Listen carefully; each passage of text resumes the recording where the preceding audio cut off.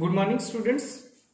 आज हम नया चैप्टर स्टार्ट कर रहे हैं, electrostatic field and Gauss law. ये बेसिकली तो यूनिट 1 का ही पोर्शन है।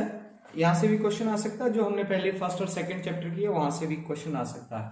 तो इसमें फर्स्ट जो है बेसिक है, बहुत बेसिक है, जो हमने +1 +2 में पढ़ा, कूलम्ब्स फोर्स लॉ। अब सबसे पहले हमें ये पता होना चाहिए कि इलेक्ट्रोस्टैटिक्स क्या होता है। The study of interaction of electric charges at rest is called electrostatics. The interaction between the electric charge at rest is also termed as electrostatic interaction.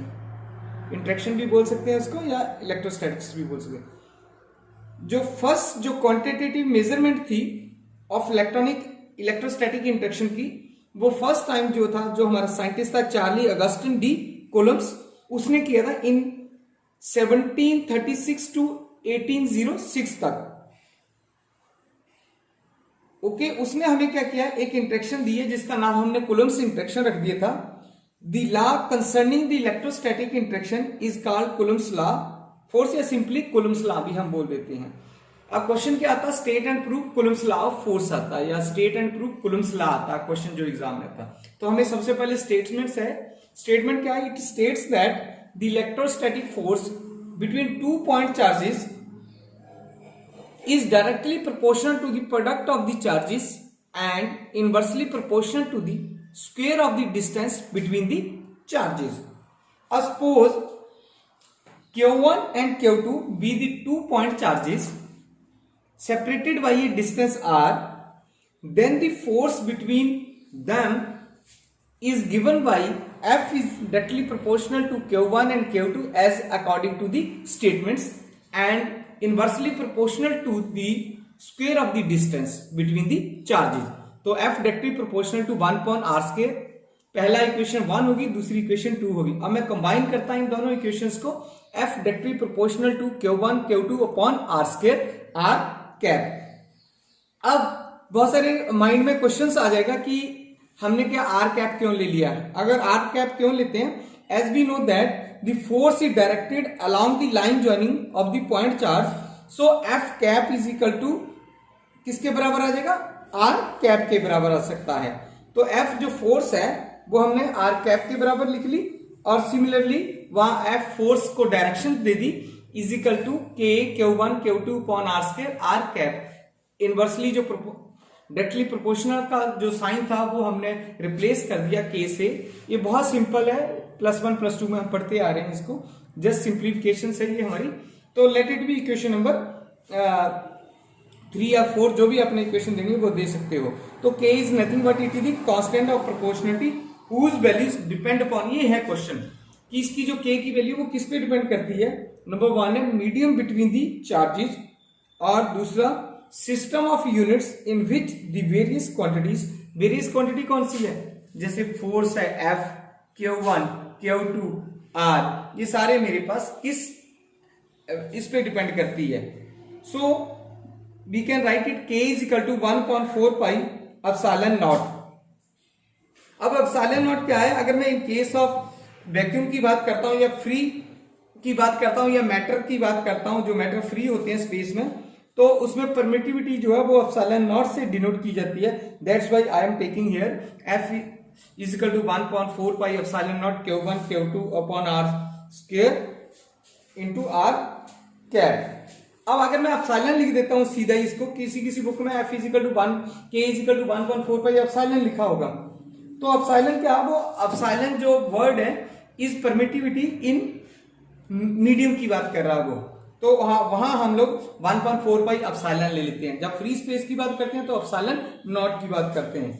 अब मोस्ट इंपॉर्टेंट जो रहते हैं इसके यूनिट्स की बात करते हैं हम। अगर हमारे पास यूनिट्स अगर हम लेते हैं इसके, तो यूनिट्स क्या होते हैं, यूनिट्स ऑफ चार्ज की बात करता हूं मैं।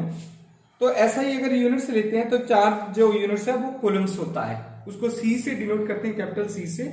ये बेसिक यूनिट्स है। इलेक्ट्रिक करंट मेरे पास एम्पियर से हम डिनोट करते हैं। As you know that the I is equal to Q upon T, या rate of change of charge भी बोल देते हैं। तो Q is equal to I into T, I के एम्पियर्स होते हैं, T के सेकंड्स होते हैं।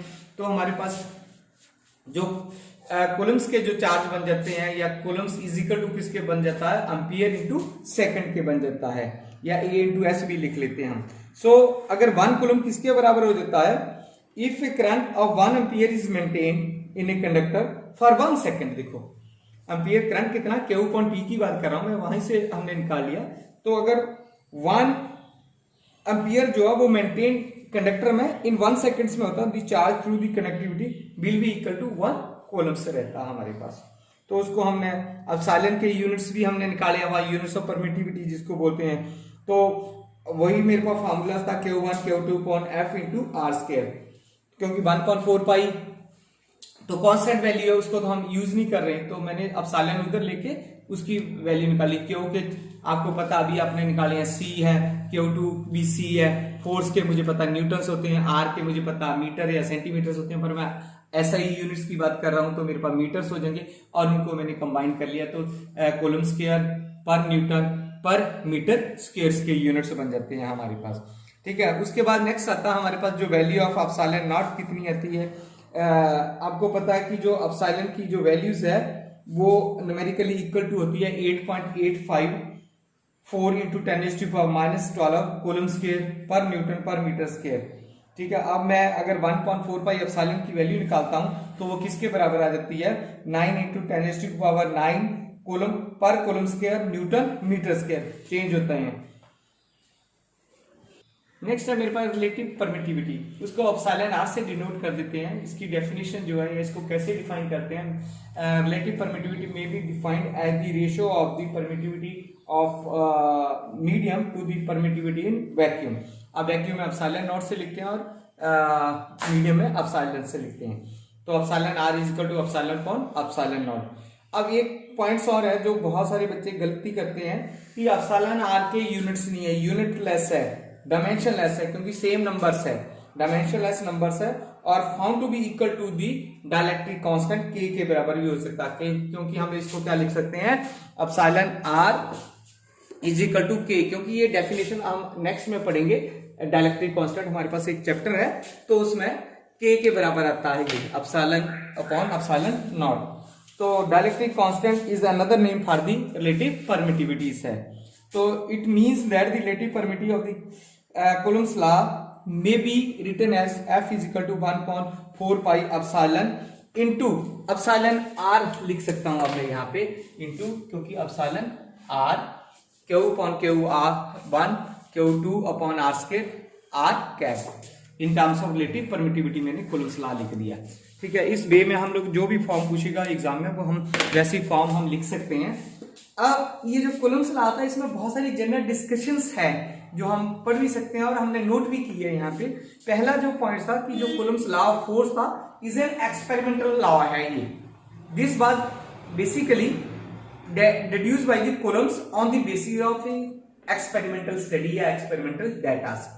सेकेंड पॉइंट क्या था जी, जो इलेक्ट्रोस्टैटिक फोर्स है between positive and negative charge is repulsive and between dissimilar charges attractive.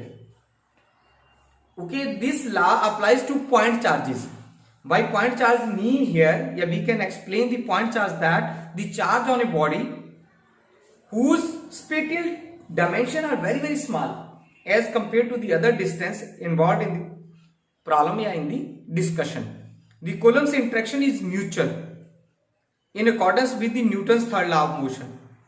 So this force experienced by a charge Q1 due to the charge Q2 is equal and opposite to the force experienced by the charge Q2 due to the charge Q1 as you shown as in the figure, जैसा आपने figure में देखा है। The Coulomb's interaction between two charges is not affected by the presence of other charge in their environment. जो Coulomb's law या equation is expression for the electric force between the charges at rest. When the charges are in motion, other forces comes into play. So the Coulomb's interaction hold for good very very small as well as very very large distance. At a distance comparable with the size of the atomic nuclei, the investigation of the interaction is not easy because of the presence of nuclear forces. So इस Coulomb's law से हमने दो तीन चीजें निकाली है। एक निकाला सोर्स चार्ज, एक टेस्ट चार्ज, ये 2 पॉइंट बहुत इंपॉर्टेंट है। एग्जाम में ये भी आता है कि difference between the source charge and test charge. तो सोर्स चार्ज क्या होता है? It is a point charge that exert electrostatic force. और टेस्ट चार्ज क्या होता है? It is a point charge that experience electrostatic force. Test charge पे जहां पे हमें फोर्स एक्सपीरियंस होती है वो होता सोर्स, हमें पता लग जाता है जहां से फोर्स निकलती है। अब सोर्स पॉइंट भी है और एक ऑब्जर्वेशन पॉइंट्स भी है। The location of the source या point charge is called the source point and observation point, the location of the test charge is called the observation points. तो these are the some discussion from the Coulomb's law of force. Hope you enjoy this lecture. Thank you very much.